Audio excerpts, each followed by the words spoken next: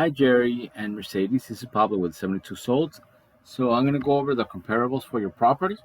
So just to verify, we're going to look at your property right here. Says that it's actually living square feet is 3962.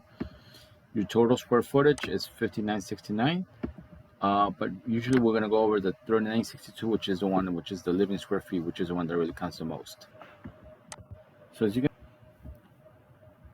So based on these results, if we just organize it for a price for a second, they've sold as low as $1,025,000 and as high as 1.725. If I go by lot size, I'm gonna put this right next to the square footage.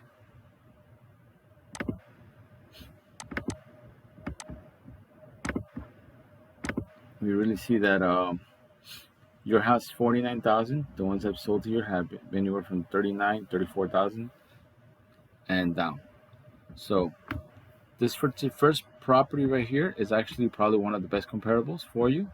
It's 1.2. It's a 6-bedroom, 5 bathrooms, 4,913 square feet on a 39,000 square foot lot, and it was built in '89. And it has a pool just like your house.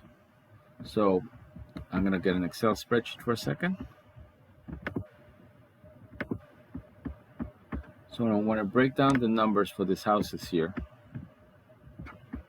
You see here below, highest comparable on the bottom here. It shows that they're in yellow.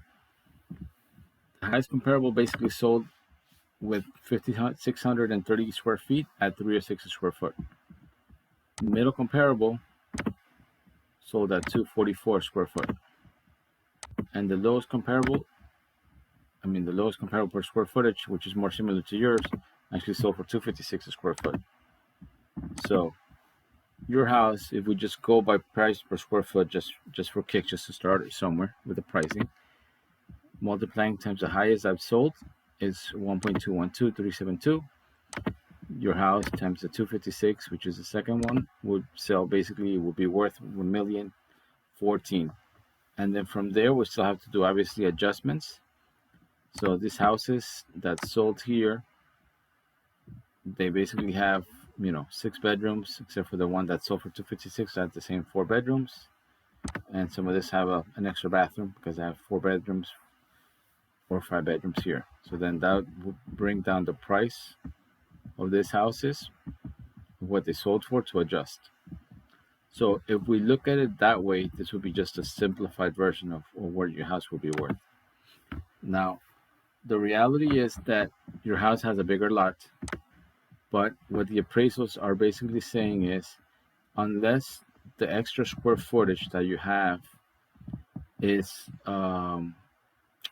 usable as far as sellable, buildable, something that really adds a lot more value to the house, then other than that, then usually they wouldn't adjust too much on that, or not adjust at all. They don't adjust. So based on these comparables, if you actually had the house in the contract and they had to use these comparables, your house would be worth somewhere between this range here based on the comparables there. Perceptual value, we can say your house could be somewhere between this and then add a little bit of an adjustment because your house has a bigger lot. So like I said, the appraisal might not really adjust, but perception wise, I would probably say then maybe this house would be worth 1.3.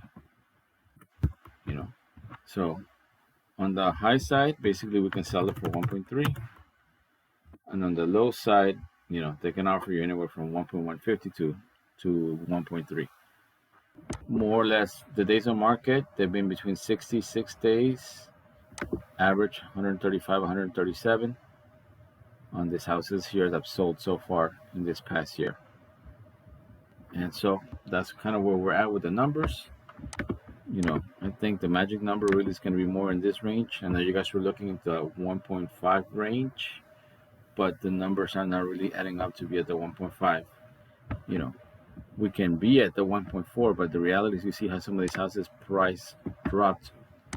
This is what they were asking at the houses, and from 1.590 dropped to 1.2, 1.399, and then ended up selling for 1.150. That's basically $250,000 in this one, and this one basically $400,000 dropped in price in these two houses here in the middle, which is quite a lot.